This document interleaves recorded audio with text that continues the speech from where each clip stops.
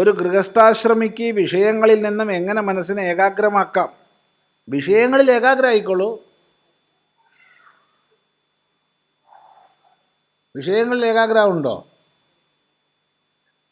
എന്താ അഭിപ്രായം?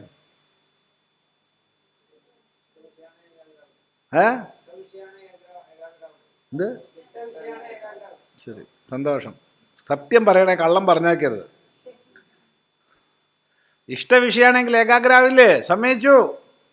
എത്ര നേരത്തേക്ക്? അതിനേക്കാൾ ഇഷ്ടജനകമായ മറ്റൊന്ന് കാണുമ്പോൾ, കേൾക്കുമ്പോൾ.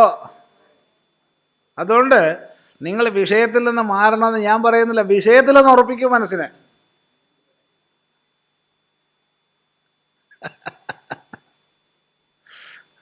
അതുപോലും ഇല്ല.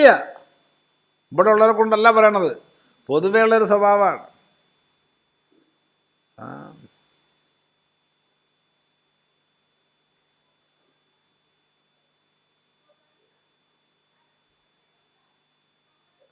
നമ്മൾ തന്നെ ഒന്ന് നമ്മുടെ വീട്ടിൽ തന്നെ ഒരു പരിശോധന ചെയ്താൽ മതി. നമ്മൾ കഴിഞ്ഞ ഒരു വർഷം അല്ലെങ്കിൽ 2 വർഷം ഒരു പരിധി എടുക്കുക. ഈ കാലയളവിൽ വാങ്ങിയ, പ്രത്യേകിച്ച് ഓൺലൈനിൽ വാങ്ങിയ സാധനങ്ങൾ എത്ര നമുക്ക് ആവശ്യമുള്ളതാണ്, എത്ര ആവശ്യമില്ലാത്തതാണ്? ഒരു കണക്കെടുക്കൂ പോയിട്ട്. എന്നിട്ട് ഒന്ന് എന്നോട് പറഞ്ഞു തരൂ.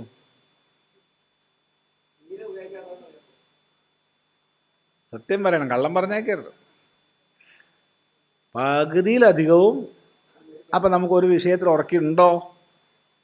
ഇല്ല. അപ്പം ആദ്യം ഒരു വിഷയത്തിലെങ്കിലും ഉറക്കട്ടെ. ഒന്ന് പത്നിയിൽ ഉറക്കട്ടെ, പതിയിൽ ഉറക്കട്ടെ, കുഞ്ഞിൽ ഉറക്കട്ടെ, പണത്തിൽ ഉറക്കട്ടെ. അതെങ്കിലും ഒന്നാവട്ടെ. എന്നിട്ട് മതി നമുക്ക് അതിൽ നിന്ന് വേർപെടുത്താനൊക്കെ പഠിക്കുക. എന്തിനാ വേർപെടുത്തുന്നേ? വേർപെട്ടോട്ടെ. ഈ വേർപെടുത്തണം എന്നുള്ള ചിന്ത എന്തിനാ? അപ്പം വേർപെടുത്തണം എന്നുള്ള ചിന്ത വരുന്നത് ഇതിലൊരു സുഖമില്ല എന്ന് മനസ്സിലായി കഴിഞ്ഞു ഇല്ലേ? മനസ്സിലായില്ല? ഒന്നിൽ നിന്ന് വേർപെടുത്തണം എന്നൊരു തോന്നൽ വരണമെങ്കിൽ ഇത് പോരാ എന്നൊരു ഒരു ഒരു ചിന്ത വന്നിട്ടുണ്ടല്ലോ, മതി, അത് മതി, താനെ മുന്നോട്ട് പോയിക്കോളും. അപ്പോൾ പിന്നെ കത്തൊന്നും എഴുതലില്ല. പണ്ട് കത്തെഴുതുമ്പോൾ ആദ്യത്തെ വാചകം പ്രിയപ്പെട്ട അമ്മ അറിയാൻ, അല്ലേ, അല്ലെങ്കിൽ പ്രിയപ്പെട്ട അച്ഛനറിയാൻ. ഇവിടെ സുഖം തന്നെ, ആദ്യത്തെ കള്ളത്തരം. രണ്ടാമത്തെ കള്ളത്തരം, അവിടെയും സുഖമെന്ന് കരുതുന്നു അല്ലെങ്കിൽ വിശ്വസിക്കുന്നു. ഈ 2 കള്ളത്തരം എഴുതിയിട്ടാണ് ബാക്കിയുള്ളതൊക്കെ എഴുതുക. അപ്പം എന്തായി? അല്പം ചിന്തിച്ചപ്പോൾ മനസ്സിലായി ഇവിടെ വലിയ സുഖമൊന്നും ഇല്ല. പിന്നെ ഒരു അഡ്ജസ്റ്റ്മെൻറ്റിൻ്റെ മുകളിൽ അങ്ങോട്ട് പോവുക. അപ്പം നമ്മൾ നമ്മുടെ മനസ്സിനെ തന്നെ ആണ്ട് പറഞ്ഞുറപ്പിക്കുക. എന്ത്? ഇവിടെ സുഖം തന്നെ. അതെ, നമുക്കറിയാമല്ലോ, നമ്മൾ തേടിക്കൊണ്ടേ പോവുക സുഖത്തിന്.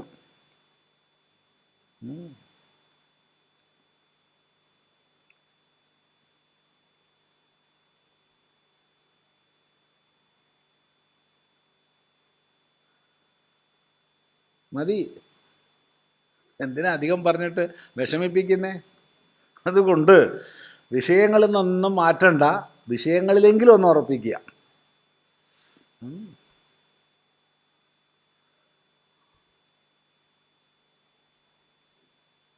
ഇവിടെ ഒരാൾ വന്നിരുന്നു. ചിലപ്പോൾ നിങ്ങൾ ചിദാനന്ദപുരസ്വാമിയെ കുറ്റം പറഞ്ഞേക്കാം, പറഞ്ഞാൽ എനിക്കൊന്നുമില്ല, പറഞ്ഞാൽ എനിക്കെന്താ. അയാൾ പറഞ്ഞു, സ്വാമി, ഞാൻ അത്യാവശ്യം മദ്യപിക്കുന്ന ആളാണ്, അത്യാവശ്യം മദ്യം കുടിക്കുന്ന ആളാണ്. അപ്പോൾ ഇതൊന്ന് ഇല്ലാതാക്കുന്നതിന് സ്വാമി കൂടി സഹായിക്കണം. ഞാൻ പറഞ്ഞു, ഞാൻ നിങ്ങൾക്ക് ഇതുവരെ ഒഴിച്ചു തന്നിട്ടില്ലല്ലോ, ഇതുവരെ ഞാൻ ഒഴിച്ചു തന്നിട്ടില്ല. പിന്നെ നിങ്ങളത് നിർത്തുന്നതിന് ഞാനെങ്ങനെയാണ് സഹായിക്കുക? അവിടെ എനിക്ക് നിങ്ങളോട് പറയാനുള്ളത് തിരിച്ചാണ്. നിങ്ങൾ മദ്യം കുടിക്കാൻ പഠിക്കൂ. നിങ്ങൾ മദ്യം കുടിക്കാൻ പഠിക്കൂ. നന്നായി വരും. കാരണം മദ്യം കുടിക്കാൻ അറിയില്ല. യവന മദ്യം കുടിക്കുകയാണ്. ആദ്യം 1 2 പെഗ് എടുക്കുമ്പോൾ അവൻ മദ്യത്തെയാ കുടിക്കണത്. മെല്ലെ എന്തായി? മദ്യം അവനെ കുടിക്കാൻ തുടങ്ങി. അവൻ്റെ മുഴുവൻ നിയന്ത്രണം മദ്യം ഏറ്റെടുത്തു. ഇതാണോ മദ്യപാനം? അല്ലല്ലോ.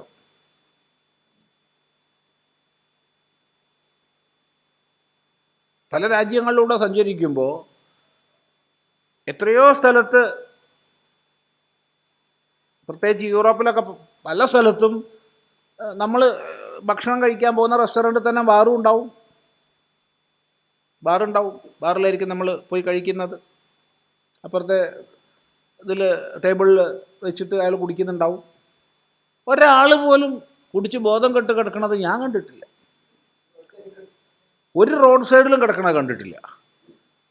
അവർ നല്ല സുഖമായി ഭക്ഷണം കഴിക്കുന്നു, ഒരു മാത്രയിൽ കുടിക്കുന്നു, സന്തോഷമായിട്ട് ഇറങ്ങിപ്പോകുന്നു. അത് കുടിക്കാൻ പഠിച്ചവരാ. എന്താ കുഴപ്പം?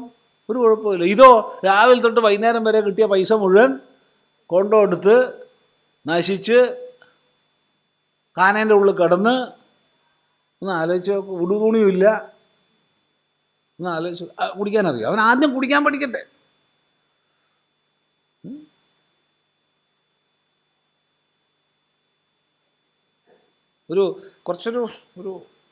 കുറച്ച് മാസം മുമ്പ് 2-3 പെൺകുട്ടികൾ ഇങ്ങനെ വന്നിട്ട് സിഗരറ്റ് വലിക്കുകയാണ്. അപ്പം വെറുതെ ഇങ്ങനെ വലിച്ചിട്ട് ഊതുക. ഞാൻ അവരോട് ലോഹ്യം കൂടിയിട്ട് ഞാൻ ചോദിച്ചാലോ, ഞാനൊന്ന് പറയട്ടെ, എന്താണ് ഒന്ന് വലിക്ക്, ഒരു പഫെങ്കിലും എടുക്ക്. ഇതെന്തെന്നാണത്? ഇത് ചെയ്യുന്നത് ചെയ്യാൻ പഠിക്കണ്ടേ? എന്തെങ്കിലും. എനിക്ക് ചെറിയൊരു പേടി ഉണ്ടായിരുന്നു. കാരണം അവർ വേറെ വല്ലതും പറഞ്ഞു. ആദ്യം ഒരു ലോഹ്യം കൂടിയിട്ടാണ്.